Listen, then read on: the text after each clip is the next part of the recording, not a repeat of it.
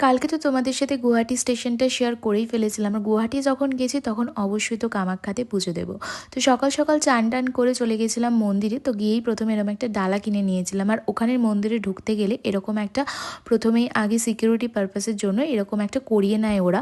এটা ছাড়া কিন্তু মন্দিরে এন্ট্রি হয় না। আর এটা হচ্ছে মন্দিরের মেন এন্ট্রান্স।